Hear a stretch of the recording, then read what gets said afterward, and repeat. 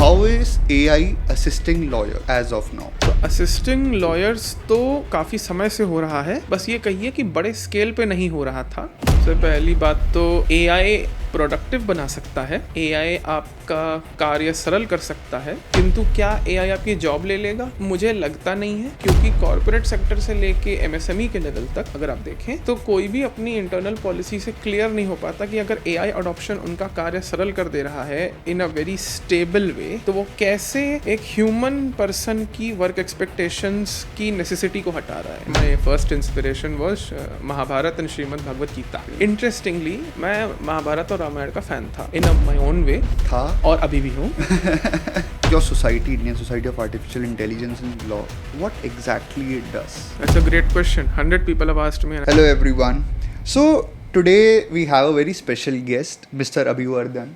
So he's a distinguished technology law and legal governance specialist and AI specialist also, I will say, especially in this law field. He has been working since last 5 to 6 years closely into this AI governance, and I have been pursuing him to record this podcast because today we'll be understanding that how a lot of AI model work, what are the ethical challenges which we should keep in mind while working on the AI model, what are the data privacy things already existing in India, and he has also closely given a proper regulations. He has published all of that thing. He has been a research specialist as well because he has published almost 40 plus papers in last 5 to 6 years. So he is a person who is a best one to actually make us all understand what exactly is happening around the AI space.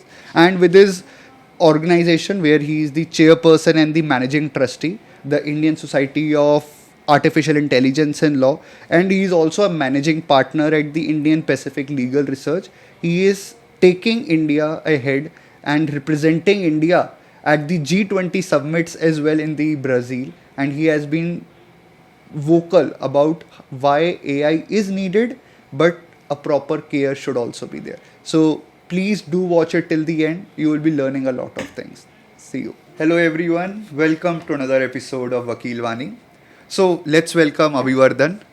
सो अभिवर्धन यार मुझे एक दो चीज़ें पहले तो समझाओ कि you are that AI guy जिससे मैं बहुत कुछ सीखना चाहता हूँ आज. तो सबसे पहले हम शुरू करते हैं यार, लीगल टेक क्या होता है और टेक लॉ क्या होता है, टेक्नोलॉजी लॉ क्या होता है. मतलब दोनों वर्ड लोग एक साथ भी यूज़ करते हैं, अलग अलग भी यूज़ करते हैं. सो लेट्स पहले हम थोड़ा बज़ वर्ड्स को वो करते हैं. मुझे बहुत अच्छा लगा कि आपने मुझे इनवाइट किया and I am happy to speak and discuss. Legal tech और टेक लॉ लगते बड़े सिमिलर टर्म्स हैं, क्योंकि आप लीगल और टेक एक साइड कर दो या टेक या लीगल एक साइड कर दो तो लगता है हाँ ये तो बड़े सिमिलर टर्म्स हैं, किंतु ये सिमिलर है नहीं, बिकॉज ये कई प्रकार से डिफरेंट हैं इनकी उपयोगिता के बेसिस पे, इनकी प्रैक्टिकलिटी के बेसिस पे. जैसे हम कहते हैं लीगल टेक, तो लीगल टेक का प्रायः मतलब ये होता है कि एक ऐसी टेक्नोलॉजी जो किसी भी लीगल ऑपरेशन में या लीगल वर्क में सहायक होती है किसी भी शेप में. टेक्नोलॉजी लॉ या टेक लीगल जो हम कहते हैं, अब एक शब्द है टेक्नो लीगल जो हमारे कॉर्पोरेट सर्कल्स में पॉपुलर हुआ है इंडिया AI मिशन के अंडर. उसमें भी क्या अर्थ होता है कि यह विधि की एक फील्ड है, यह लॉ की एक फील्ड है, एक विधा है. Basically it's like any other field, real estate law और construction law. The difference is कि यहाँ पे जो सब्जेक्ट मैटर है वो टेक्नोलॉजी है. अगेन थोड़ा वेग लगता है, बट इसका मतलब ये है कि तकनीकी या डिजिटल टेक्नोलॉजी जो होती है वो किस प्रकार से लीगल कंडीशंस के अंदर एक मार्केट में सर्वाइव करती है, उसका आदान प्रदान कैसे होता है, और उससे जुड़े जो कॉन्ट्रैक्ट्स और कानून हैं उसका कैसे अनुसरण किया जाता है, उसी के आधार पर हम कहते हैं कि वो टेक लॉ है. तो it's a part of commercial law technically, you can से it's also a part of constitutional law, because हम फिर प्राइवेसी का राइट हमने डिफाइन किया एक केस लॉ में इस देश में, KS Puttaswamy, exactly the 2017 one and 2018 one, the Aadhaar act one.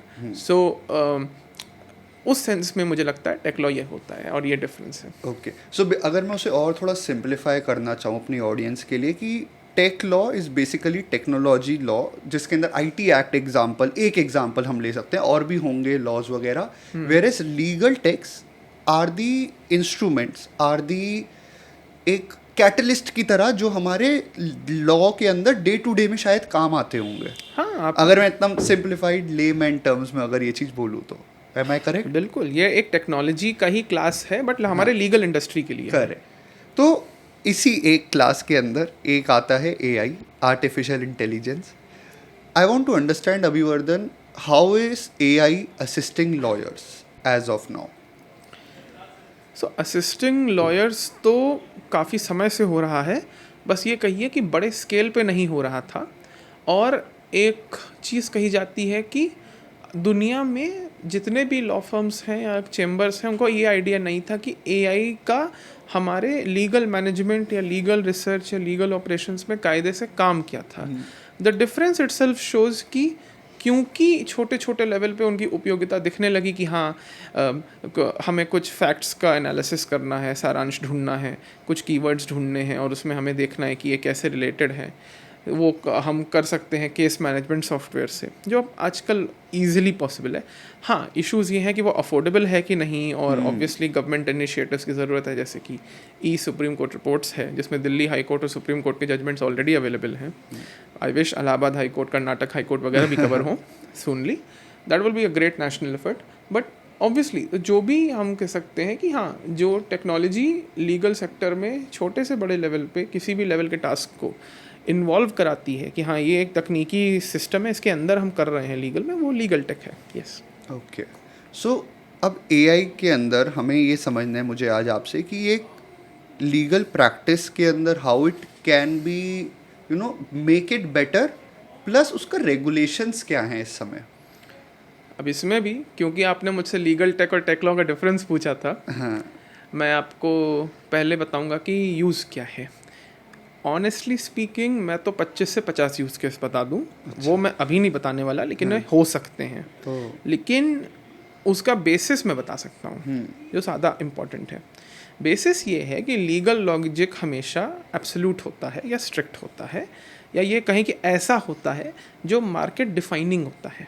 For example, अगर आप कोर्ट में कोई इंजंक्शन ऑर्डर लेने जा रहे हैं सिविल लॉ के अंडर, तो आपको ये आभास होगा एज अ क्लाइंट कि भैया मेरा लॉयर मुझे कह रहा है कि भाई सिविल लॉ के अंडर ऐसी ऐसी चीज़ें ने कोर्ट ने माना है, क्योंकि इंडिया में तो कॉमन लॉ सिस्टम है.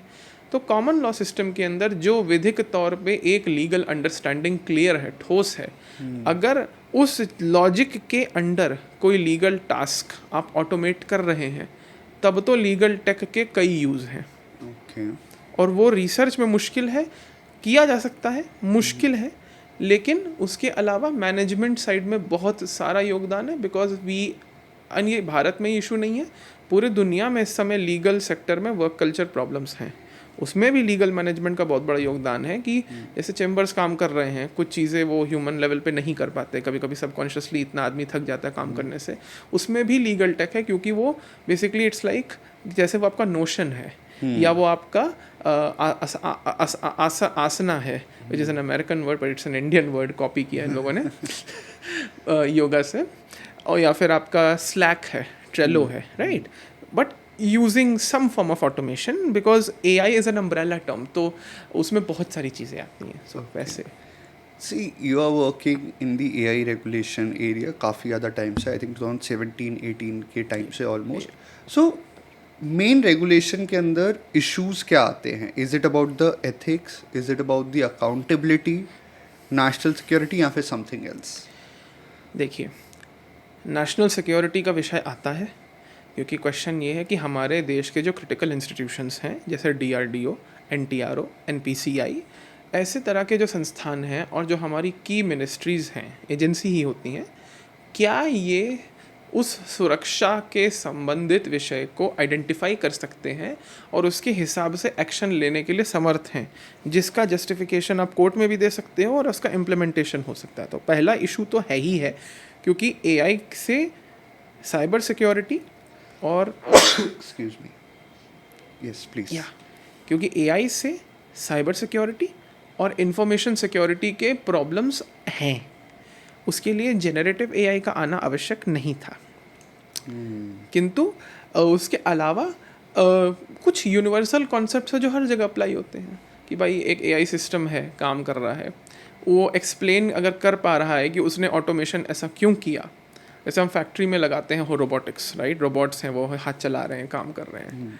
अगर वो एक्सप्लेन कर पा रहे हैं कि उन्होंने सर्किट बोर्ड में मदरबोर्ड जो है उस सेमीकंडक्टर का या उस फ़ोन का जो भी है वो क्यों ऐसे लगा रहा है, वो तरीका बताने का अगर एक्सप्लेनेबल है, क्योंकि रोबोटिक्स में वो दिखता है, उसके कई रिफ्लेक्सेस होते हैं, उसमें भी रोबोट्स फेल होते हैं, लेकिन समझ में आता है ना। सॉफ्टवेयर क्या होता है, इननेट है। सॉफ्टवेयर तो डिजिटल है, अपने फ़ोन में आप कोड में देख रहे हैं, गिटहब से निकाल रहे हैं। अब वो कितना आपको एक्सप्लेन कर पा रहा है वो बहुत मुश्किल होता है। प्राइवेसी, ट्रांसपेरेंसी भी ऐसी चीज़ें हैं, but these are universal norms. तो क्या ये भारतीय समाज पे एप्लीकेबल नहीं होते? बिल्कुल होते हैं। जैसे चाइना में होते हैं, वहाँ हमारे यहाँ भी होते हैं, अमेरिका में भी होते हैं। लेकिन इम्प्लीमेंटेशन बहुत बड़ा विषय है, क्योंकि इम्प्लीमेंटेशन में मुझे नहीं लगता नियत का प्रश्न है, बट प्रश्न ये है कि करने का तरीका क्या है और कितना अच्छे से किया जा सकता है जो संवैधानिक मूल्यों के हिसाब से हो। क्योंकि फिर हमारे पास शायद सिंगल केस भी है और हमारे पास केशव नंदा भारती भी है, तो वो हम लोग नहीं सॉल्व कर पाते और यही बहुत बड़ी समस्या क्रिएट करती है। बिल्कुल। एक छोटा सा क्वेश्चन मुझे आपसे ही पूछना था यार अभिवर्धन, कि ना if AI is right now capable enough to take away a lot of jobs, so अभी अपॉर्चुनिटी क्या है हमारे पास to actually go hand in hand with AI? सबसे पहली बात तो एआई प्रोडक्टिव बना सकता है, एआई आपका कार्य सरल कर सकता है, किंतु क्या एआई आपकी जॉब ले लेगा? मुझे लगता नहीं है, क्योंकि कॉरपोरेट सेक्टर से लेके एमएसएमई के लेवल तक अगर आप देखें तो कोई भी अपनी इंटरनल पॉलिसी से क्लियर नहीं हो पाता कि अगर एआई अडॉप्शन उनका कार्य सरल कर दे रहा है इन अ वेरी स्टेबल वे, तो वो कैसे एक ह्यूमन पर्सन की वर्क एक्सपेक्टेशंस की नेसेसिटी को हटा रहा है। क्योंकि वर्क एक्सपेक्टेशन में क्या होता है, और ये मैं एक डिस्कशन कर रहा था एक वकील साहब से काफ़ी समय पहले, कि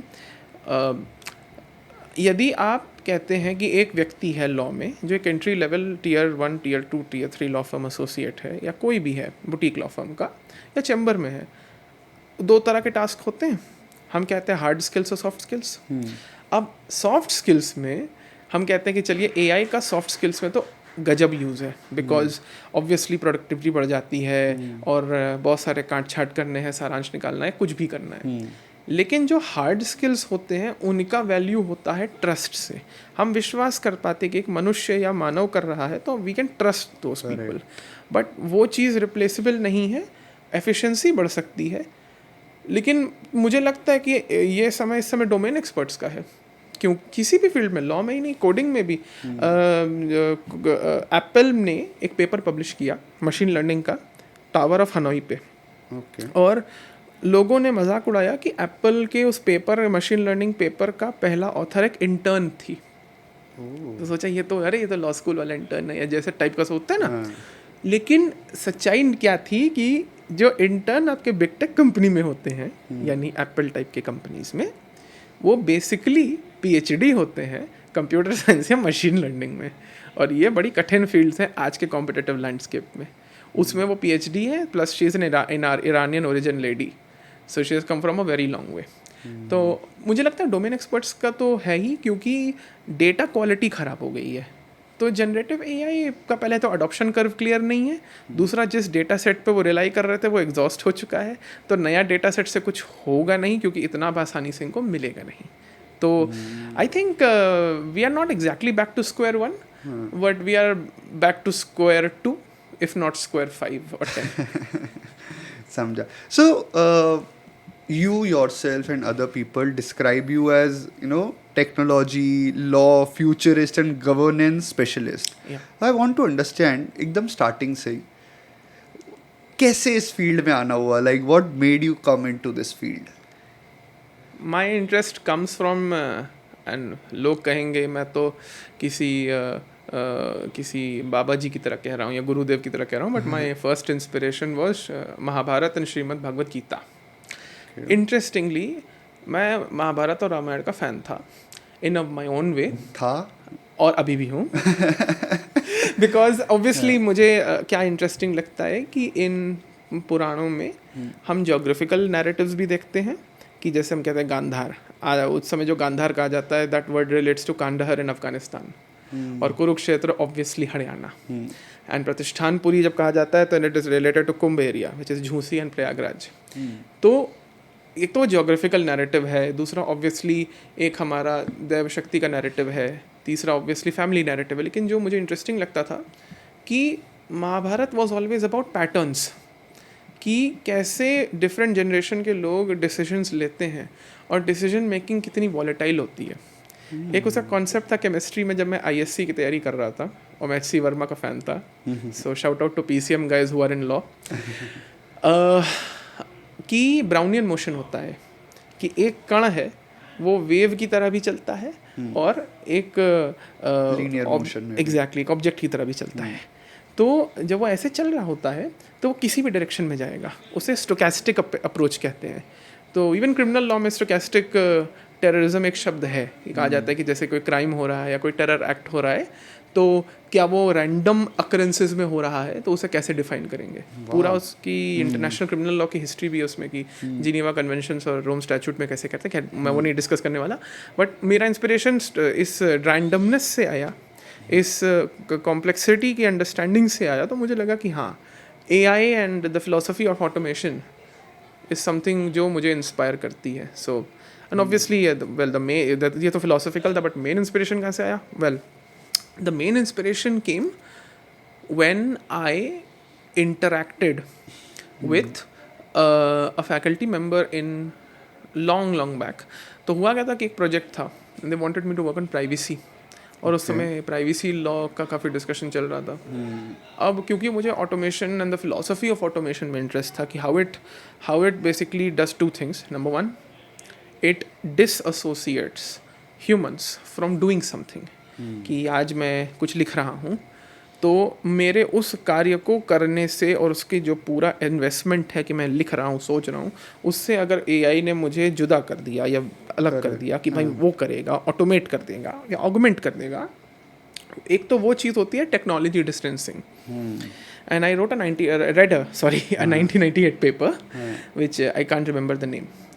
उसकी वजह से मुझे लगा कि how exactly it creates a form of chaos, a form of system, and how then it will get blended in human life.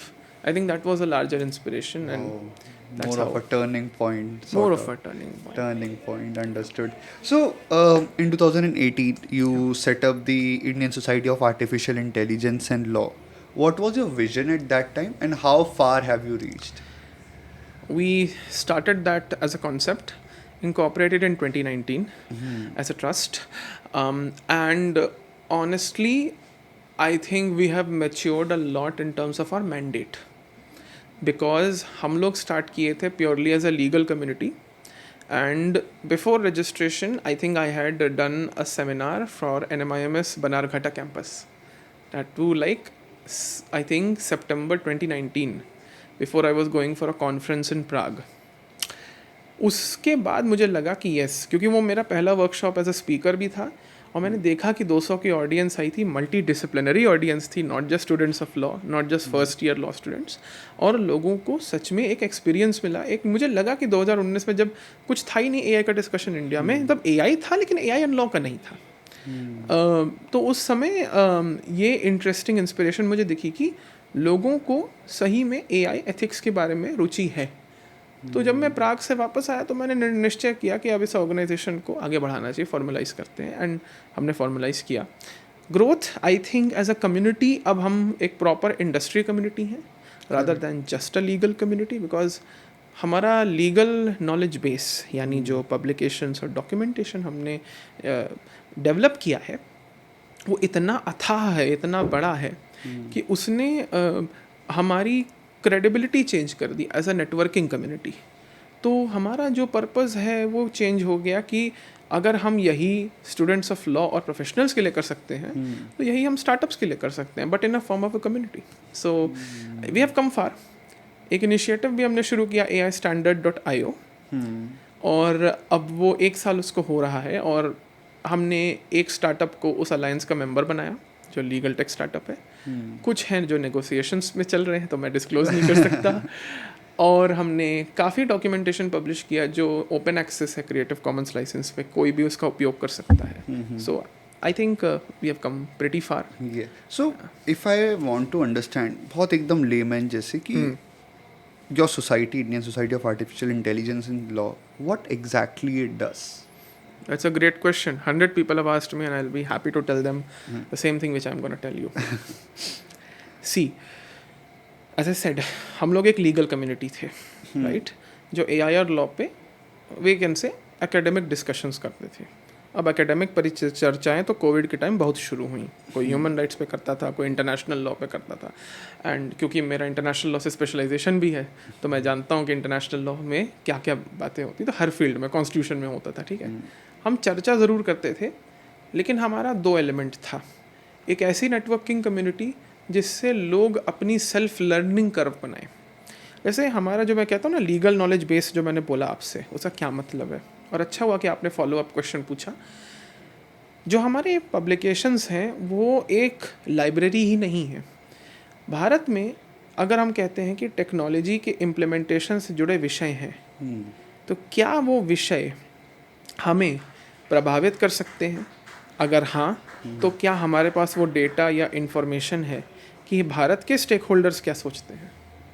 जैसे फॉर एग्जांपल कोई हार्वर्ड से पढ़ के आया और फिर बाद में यहीं पे आके महाराष्ट्र में या दिल्ली में वह गलत कर रहा है. अगेन उनको बधाइयों, मैं किसी का नाम नहीं ले रहा हूँ, मैं एक एग्जांपल दे रहा हूँ.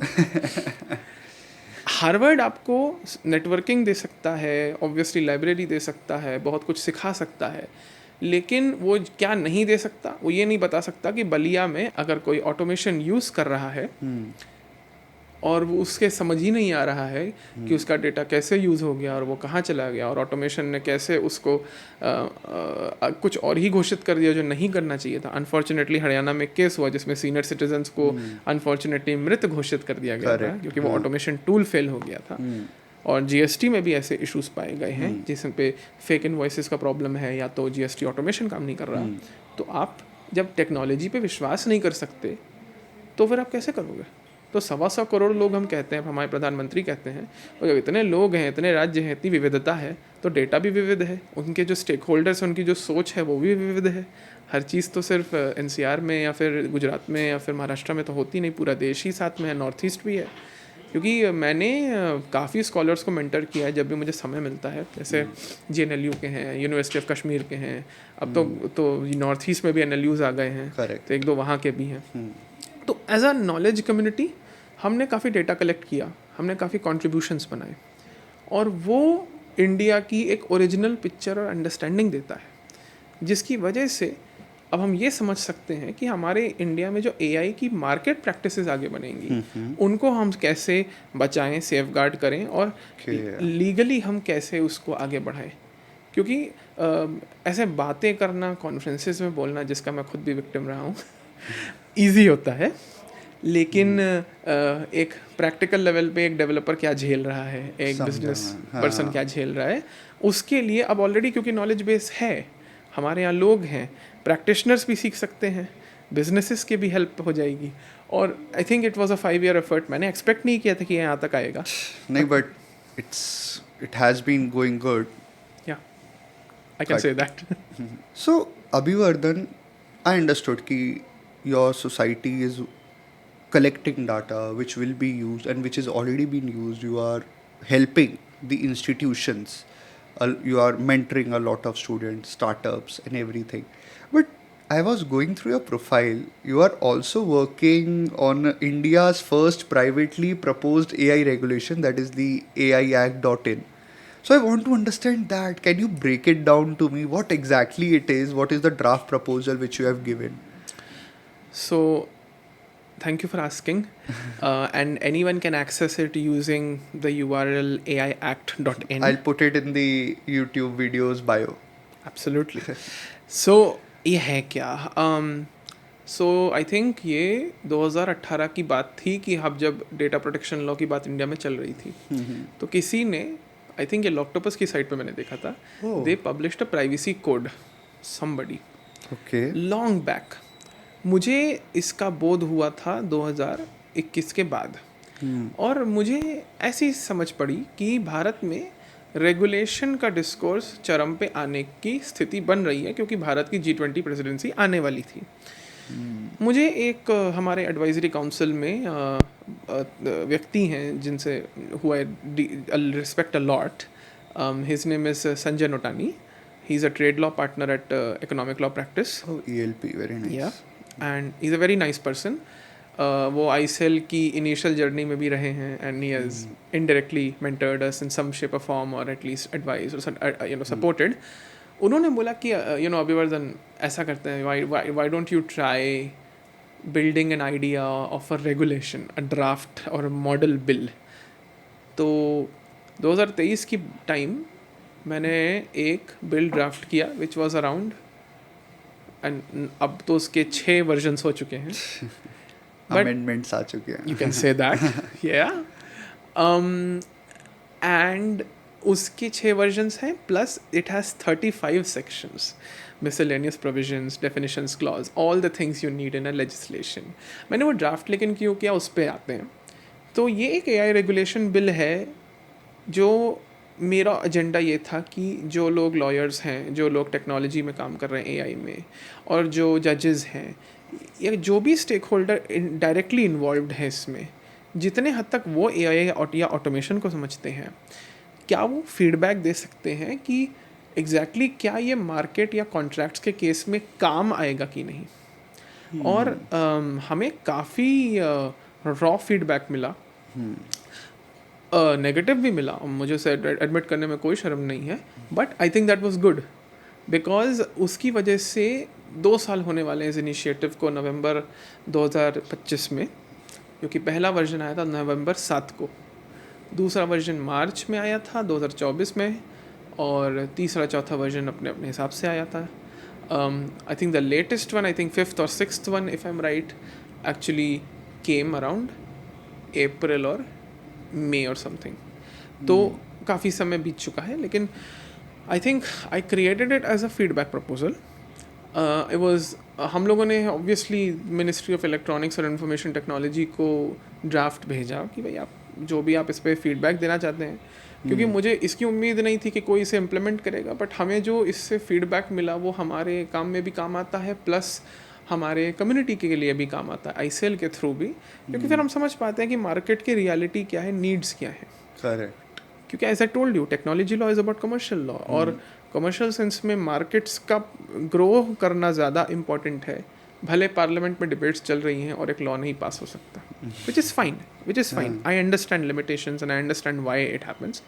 उसके कारण ये होते हैं कि आप पास करेंगे तो फिर कॉन्स्टिट्यूशनलिटी टेस्ट होता है, और फिर उसके बाद अगेन उसमें भी समस्या ये है कि भारत में इस समय AI और लॉ पे केसेस तो आए हैं, लेकिन जो केस लॉज इसमें ज़्यादातर, I think I can say this 80% of them are actually IP law cases और media entertainment law cases, personality rights and all that. तो उससे लार्जर पिक्चर नहीं पता चलती है कि एग्जैक्टली क्या है. तो it was a feedback device in a way, but it has given us a lot of reality check in terms of how the market thinks about AI. That's really good. So, Abhivardhan, you have authored lots of handbooks, many publications. As a law student, the person who might be listening to this, he wants to understand this. Which AI tools can be used in a research, and is it ethically right? Okay.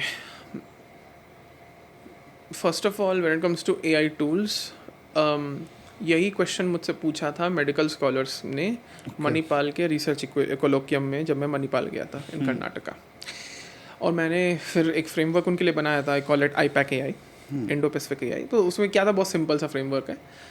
देखिए, ethical issues नहीं है directly अगर आप use करते हैं. Obviously अगर आप कोई फाइल अपलोड करते हैं तो वो ज़्यादा क्लियर आउटपुट आपको दे सकता है, क्योंकि अगर आप कॉपीराइट पे जाएं तो मैं किसी केस लॉ का मेंशन तो नहीं करूँगा, because some matters are sub judice and I don't wish to comment about them.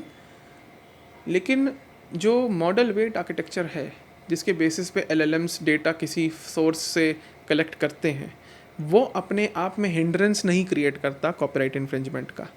Copyright infringement का लार्जर प्रॉब्लम होता है मिमिकिंग, कि मान लीजिए कि आर्बिट्रेशन की एक किताब है, किसी ने ओरिजिनली लिखी कितनी सालों की मेहनत के बाद जो भी है, और वर्बैटिम वो कॉपी कर रहा है या वो इस तरीके से कर रहा है जिसमें वो साइट नहीं कर रहा है, या वो साइट कर रहा है तो पता नहीं सोर्स कहीं और है और वो कुछ कंटेक्स्ट मिसलीडिंग है, वहाँ पे कंसेंट का इशू हो सकता है कि भाई करने क्यों दिया।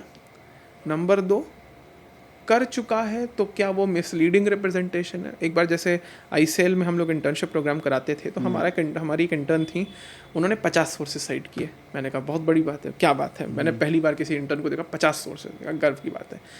अनफॉर्चुनेटली AI जनरेटेड था। एक मैंने पकड़ा फुटनोट नंबर 12, मैंने कहा मैडम जी बताइए कि ये 12 आपने साइट किया, आपने कहा ये डेटा प्रोटेक्शन के बारे में है। जब मैंने हाइपर लिंक को क्लिक किया तो पता चला it is some Andhra Pradesh AI investment योजना, इसमें चीफ मिनिस्टर का कुछ अनाउंसमेंट है। तो मैंने कहा ये और ये तो कोरिलेटेड है ही नहीं। तो एथिकली स्पीकिंग जो भी स्टूडेंट्स हैं उनको ये देखना चाहिए कि लिमिटेड यूज़ में वर्बैटिम ना समझें, वही इन्फॉर्मेशन डालें जो कॉन्फिडेंशियल ना हो, पर्सनल डिटेल्स तो कतई ना डालें, क्योंकि अभी पता चला है कि ओपन AI और जो ग्रोक है इनके लिंक्स जो जिससे पूरा चेन बनता है, आप चैट का इंटरेक्शन करते हो, वो दैट कैन बी एक्सेस्ड। हाँ जी, तो आपको अब प्राइवेट इन्फॉर्मेशन अपनी पब्लिक करनी है और आपको वो एक्सपोज होने देना है तो please go ahead, but better it is that you आप टर्म्स एंड कंडीशंस देख लीजिए, लेकिन ये भी समझ लीजिए कि उसका इंटरफेस क्या है, वो कैसे सेव कर रहा है। एंड तो फिर बेस्ट टूल्स क्या होंगे यूज़ करने के लिए, रिसर्च के लिए? बॉस अब मैं रेकमेंड करने लग गया तो फिर थोड़ा वो हो जाएगा, मैं व्यग्रता में चला जाऊंगा। I have been a Perplexity business fellow, मैंने परप्लेक्सिटी 1 साल से यूज़ कर रहा हूँ and I prefer it over open AI, but उसमें भी मुझे क्लॉड बहुत बेटर लगा, क्योंकि क्लॉड का डेटा बहुत सोफिस्टिकेटेड है जिसके उसने ट्रेन किया है, और जिस तरीके से इवन कोडिंग में भी, तो यूज़ तो कर सकते हैं, लेकिन क्या आप उसके रिस्पॉन्सेस को, उसका जो इंटरफेस है सिस्टम का, उसको समझ पा रहे हैं कि वो आपको कैसे प्रभावित कर रहा है। I think that answers the question if you should use it further. तो I think that is a better way to look at it rather than saying कि हाँ ठीक है कॉपी पेस्ट करता है तो मत करो, और ये है वो। मुझे लगता है कंसेंट मैटर करता है। एक शब्द मैंने डिफाइन किया था 2023 में, I call it consent manufacturing. Okay, what is that? Which means कि आप यदि 10 बार उस कन्वर्सेशनल AI बॉट से बात कर रहे हैं, चैट GPT टाइप का, और 10वें बार में वो आपको ऐसे आपकी दृष्टि में डाल रहा है, आपके मन में डाल रहा है कि it feels that I am talking to a human while you are not, even if you know that it is AI, तो वो कंसेंट मैन्युफैक्चरिंग है कि वो आपसे उगलवा रहा है और आपको बाद में समझ में अरे बाप रे मैंने 10 बार में इतना इतना उगल दिया, मैंने सब कुछ बता दिया। And that is why developers एक कॉन्सेप्ट होता है उसका अप्लाई करते हैं पेन टेस्टिंग और पेनिट्रेशन टेस्टिंग। अच्छा। कि क्या ये ऑब्जेक्ट ओरिएंटेड डिज़ाइन इसकी हो सकती है इस AI सिस्टम की कि वो उगलने के लिए एक यूज़र को मजबूर ना करे। But unfortunately no scientific evaluation shows कि these LLMs large language models become efficient because hallucination will just never end. I understood. So एक और perspective I want to understand is that as a lawyer, as a law student, to go through this intersection of technology, law and policy, what should be 3 or 4 advices from your end to those lawyers and students? That's a great question. I'll say कि लोगों को ये समझना चाहिए कि अगर आप policy में ज़्यादा फोकस करते हैं, भले टेक्नोलॉजी लॉ है, क्योंकि आप एक तो कोई डोमिनेट करोगे, भले आप कहते हो कि टेक्नोलॉजी लॉ एंड पॉलिसी है। अगर आप पॉलिसी प्रैक्टिशनर हो, मतलब पार्लियामेंटेरियन के साथ काम कर रहे हैं, नीति आयोग टाइप की ऑर्गेनाइजेशन में हैं या थिंक टैंक्स में हैं, तो भाई आप पब्लिकेशन वगैरह सब करो, लेकिन आपको policy from an implementation value कि इम्प्लीमेंट क्या हो रहा है, नंबर 2 क्या वो इम्प्लीमेंटेशन के बाद रायता नहीं फैलेगा, ये 2 पर्सपेक्टिव से देखना चाहिए। अगर आप लॉ में हैं तो फिर आपको ये सोचना चाहिए कि क्या आप अपने क्लाइंट या अपने सीनियर या जो भी हैं उनके काम आ सकते हैं in understanding the commercial problems and the real legality problems जो डायरेक्टली फंडामेंटल राइट्स या किसी भी पार्ट 3 इशूज़ में आ सकती हैं, या फिर ऑब्वियसली लीगल राइट्स के जो विषय हैं। और अगर आप टेक्नोलॉजी साइड में हैं जो एआई बना रहा है, तो ऑब्वियसली आपको ये देखना चाहिए कि क्या आपका सिस्टम एक्सप्लेनेबल है, बता सकता है कि भैया ये कर क्यों रहा है ऑटोमेशन, या ऐसे ऑगमेंट क्यों कर रहा है, इसे यही डेटा क्यों चाहिए, इसकी क्वालिटी क्यों ख़राब है, क्या आप वो कर सकते हो? I think that's how I will say, because बहुत सारे लॉ स्टूडेंट्स हैं जो लीगल टेक बनाना भी चाहते हैं। हाँ. और डेटेंस is being for example a very good startup is run by people who are students right now and NLU Shimla. वैसे बहुत सारे लोग हैं जो करना चाह रहे हैं, तो I hope that way it helps. But domain expertise is something जिसको आप इग्नोर नहीं कर सकते। मुझे लगता है लोगों को डोमेन एक्सपर्टीज़ बनानी चाहिए ऑर्गेनिकली। उनको ये नहीं सोचना चाहिए कि हाँ AI सब कुछ कर लेगा तो हम सीखना छोड़ दें। ये बहुत बड़ी प्रॉब्लम है सैडली जेंजी की, and I am not anti Gen Z at all. I am just saying कि this is the time for specialists. Correct. I understood. So, like in our conversation before recording this podcast, you told me that you have written a poem in Hindi on AI. Yeah. About AI. So, Yeah. if you could quickly, like if you could quickly take me through it.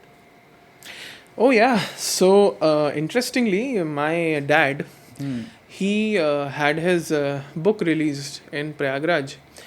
उन्होंने कविता लिखना शुरू किया था because he was inspired from me and I started writing since high school days. अब तो मैं उतना लिखता नहीं, बट ये कविता जो है, so I have been a fan of poets like Nirala from Prayagraj, Harivansh Rai Bachchan, Mahadevi Verma less, but Maithili Sharan Gupt जिन्होंने जयद्रथ वध लिखी थी। एंड इंटरेस्टिंगली ये कविता AI पे इस समय है कि एक द्वंद्व है कि इस समय जो LLMs हैं वो प्रेडिक्शन मशीन्स हैं, और जो न्यूरो सिम्बॉलिक AI है वो सिम्बॉलिक रीजनिंग पे, और इनफैक्ट सिम्बॉलिक रीजनिंग लॉ में भी होती है। फॉर एग्जांपल हम कहते हैं ना कि हाँ नेगोशिएबल इंस्ट्रूमेंट्स एक्ट में एक पर्टिकुलर अंडरस्टैंडिंग है चेक के बारे में, या स्ट्रिक्ट और एब्सोल्यूट लायबिलिटी में एक, हम कह सकते हैं स्टीरियोटिपिकल, बट स्टीरियोटिपिकल अंडरस्टैंडिंग है बट इट वर्क्स। या फिर हम कहते हैं what is ex ante and competition law, all of these are symbolic understanding जो कभी हटती नहीं, इवन संविधान के संबंध में ही होता है।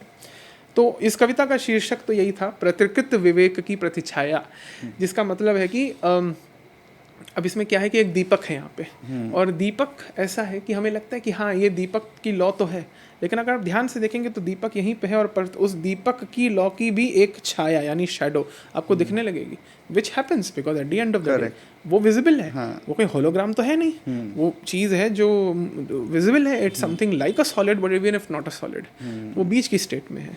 तो ये बड़ी इंटरेस्टिंग डायलेमा है कि जो चीज़ दिख रही है, जब कहते हैं ज्ञान का दीपक है यानी LLMs, जो प्रेडिक्शन मशीन्स है जो हमें बताती हैं कि जैसे for example unfortunately how to hijack White House, unfortunately हुआ, ग्रोक ने किया था, और how to draft an arbitration application, और how to file an appeal to income tax tribunal और व्हाटएवर।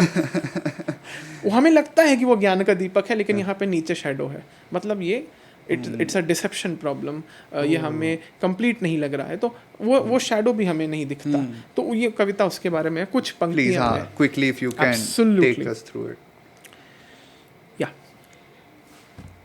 किसी पटल पर अभिव्यक्त हुई बात या वचन का कितना ही यथार्थ स्पष्ट होता होगा, कितने संवाद पुनरुक्त हो गए, कला के प्रतिबिंब छनते चले गए, गूंजे खोखली सी हुई किंतु चारु चिंतन की माया का प्रभंजन झाग युक्त हो गया।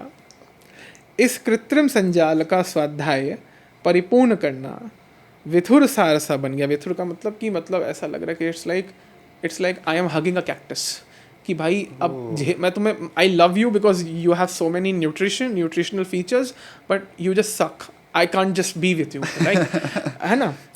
एंड विचारशिला के कई उदाहरण मतलब इट्स लाइक इन्फ्रेंसेस, और यू कैन से कि जैसे कि कुछ साइड में नॉक ऑफ निकल गए, प्रतिछाया बनते चले गए। That same thing about Deepak I told you, कि एक छाया बन गई, हम लाइक अरे यार मैं तो उस शैडो को देख ही नहीं रहा हूँ। तो मुझे लग रहा है कि बिकॉज होता है ना, the glamour of LLMs is they make you feel, in fact that reminds me of an interesting ad about a particular Korean actor, it gives you that feeling, अरे यार ये बड़ा सिनेमैटिक है, AI तो सब कुछ कर देता है, but it just makes you feel that way, Oh, I understood. So I understood the whole point of your poem, though I could not understand the Hindi wording I very. get it. But then the essence behind it, I could really understand it. Last few questions, Abhivardhan, if I could quickly take you Sure. ahead with it. So, if a law student want to learn a particular thing in AI to keep pace with it, what should be that one skill? The one skill is their research mobility should be insane, which does not mean writing, but which means how do you find something without using Gen AI, assuming कि Gen AI कभी था ही नहीं और आप तब भी कर सकते हो और आप correlate कर सकते हो. The research is the best universal skill for anyone right now. New York Times ने एक आर्टिकल पब्लिश किया था कि reading is a luxury, writing is a luxury, original ideas are a luxury. I don't think so. Even marketing वालों में भी जो automation कर लेते हैं अच्छे से, उनके पास भी अगर ओरिजिनल आइडियाज़ नहीं है जो जनमानस को समझ सकें, अपने कस्टमर को समझ सकें, तब तो फिर एआई हर चीज़ नहीं कर सकता. तो क्योंकि I say this because I'm not bragging about it. I have literally published 40 plus publications since 2018. Most of them are in-house, but a lot of them are outside also. मेरा पहला publication in a journal was GLC Contemporary Law Review, then Amity Law Review Delhi. जब Amity Law School Delhi था, अब तो नहीं है. I thought it was a gold standard in its own way. Last publication I had recently was with Observer Research Foundation and Forum of Federations Canada. So मेरा ये लगता है कि research mobility is the way to go. और ये लगता है कि बड़ा मीडियोकर है, अरे यार सभी लोग तो गूगल पे सर्च करते हैं. वो सिर्फ गूगल पे सर्च करना नहीं है, वो ये भी देखना है कि into the depth, correlating. I understood because as a lawyer, हमें हर चीज इंडियन कानून या जीपीटी या इधर उधर एआई पे जो मिलेगी, दैट इज वेरी सुपरफिशियल. ये चीज समझना कि you have to go in the depth and then understand कि जो मैंने एक्चुअली प्रॉब्लम बोली है, क्या उसका सोल्यूशन मैं निकाल पा रहा हूँ या नहीं. So that I understood, and I think really that research mobility should be the skill to actually be at a pace with AI. Last question, if I could take it ahead. We often hear about data privacy. For a normal person using a mobile, using so many social media, how he or she can, protect his privacy? Okay, that's a very simple point. So, आप कोई e-commerce app use कर रहे हैं जिस पे आप delivery मंगाते हैं. मैं क्विक कॉमर्स की बात करता हूँ जिस पे आप फूड और ग्रोसरी मंगाते हो. ऐसे जो एप्लीकेशंस होते हैं, जब आप उनका उपयोग कर रहे हो, तो आजकल कस्टमर केयर पे ह्यूमन एजेंट पहले नहीं आता. पहले एआई आता है. करेक्ट. इवन ट्रांसपोर्टेशन ऐप्स में. अब वो आपसे कोई इन्फॉर्मेशन मांग रहा है, वो थर्ड पार्टी ऐप लगा हुआ है कनेक्टेड मेन ऐप से, और थर्ड पार्टी का इंटरफेस में वो मिक्स हो गया. आपको तो बाद में पता चला, क्यों? क्योंकि वो नीचे छोटा सा लिखा पावर्ड बाय दिस और फॉर रिसर्च पर्पसेस. तो आप की कंसेंट ली गई या नहीं ली गई तो अलग क्वेश्चन है. वो आपको बताया गया कि नहीं बताया गया अलग क्वेश्चन है. लेकिन आप क्या दे रहे हो, किस तरीके से दे रहे हो, वो बहुत ज़रूरी है जानना. क्योंकि क्रेडिट स्कोर से लेके इन सब बाकी चीज़ों में, फिनटेक में जो स्कैम्स हो रहे हैं और जो क्रिप्टो में सैडली जो स्कैम्स हो रहे हैं, मैं ब्लॉकचेन के खिलाफ नहीं हूँ, but I am a pro blockchain person. I am also pro DLT, like distributed laser. In fact हम लोगों ने इस पर पब्लिश भी किया है ऑन जीरो नॉलेज टैक्सेस. या it's a lovely idea. But यही है कि आपको ये समझना पड़ेगा कि आपका डेटा क्यों जा रहा है. मैं ये नहीं कह रहा हूँ कि आप बिल्कुल हर चीज़ पे क्वेश्चन करो, क्योंकि वो भी इम्पॉसिबल है एक पॉइंट के बाद, क्योंकि कुछ डेटा ज़रूरी होता है. लेकिन क्या वो आपको समझ में आ रहा है? वो चीज़ ही है कि to actually understand, I am so sorry to cut you in between, but to understand कि हम लोग अपना डेटा कहाँ पे क्या क्या दे बैठ रहे हैं और हमें आइडिया भी नहीं लगता. One last question, if I could. One legal myth which you would like to break for a general public about the AI? Well, one legal myth. One myth per se. Why to go into the legal? One myth about AI which you would like to break. Sure. So the one myth is, लोगों को लगता है कि लोग technology law में तभी practitioner हो सकते हैं जब जनरेटिव AI इंडस्ट्री ग्रो करेगी, अगर LLMs सक्सेसफुल हो गए. लेकिन सच ये है कि अगर छोटा सा साइबर सिक्योरिटी का लफड़ा हो गया तो आपको कमर्शियल लॉयर चाहिए होगा, लीगल रिप्रेजेंटेशन के लिए काउंसिल चाहिए होगा, और अगर उसको टेक्नोलॉजी की अंडरस्टैंडिंग नहीं है तो फिर कहते हैं ना, राम ही मालिक है. So yeah. On that note, I understood. So thank you so much, Abhivardhan. I know कि you flew specially to Delhi for your some work from Lucknow, and then you took out that time for me to actually record it, and we have been talking about it to record for a long time. But I am really glad. Thank you so much for your time, and best of luck for all your initiative. You have been working really good around AI governance models and each of those things. So best wishes to you always, supporting you. Thank you so much, Thank you so Abhivardhan. much. Thank you.